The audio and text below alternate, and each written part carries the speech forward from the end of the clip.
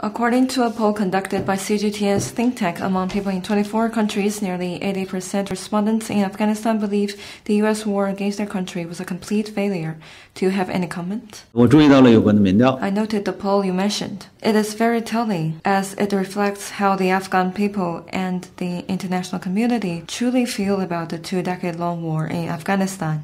The war launched by the U.S. has left a lingering nightmare on the Afghan people. The U.S.'s selective counterterrorism campaign has only made terrorism worse in Afghanistan, which now has more terrorist groups than before the war. Let me just cite some numbers from the poll. Among the Afghan respondents, 78.2% said overthrowing the government of a sovereign state in the name of fighting terrorism is completely wrong. Among global respondents, 80.4% said U.S. troops left Afghanistan, but the causes of local terrorism still exist. The U.S. promised to build a stable, strong, and prosperous Afghanistan, yet only 8.9% of Afghans surveyed believed the U.S. has kept its promise. As to the U.S. freeze of $7 billion worth of assets belonging to the Afghan Central Bank, 74.1% Afghan respondents said this is purely looting. Today marks 1 year since the U.S. troops completed the withdrawal from Afghanistan.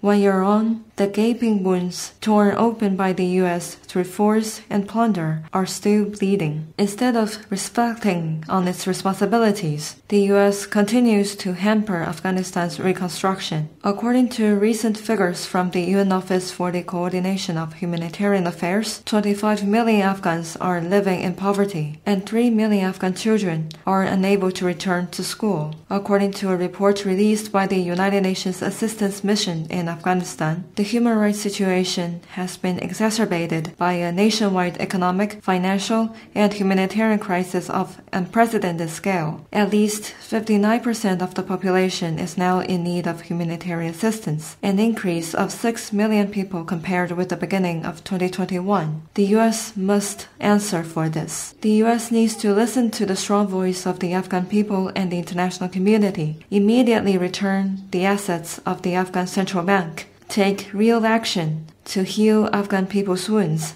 and show accountability to the whole world.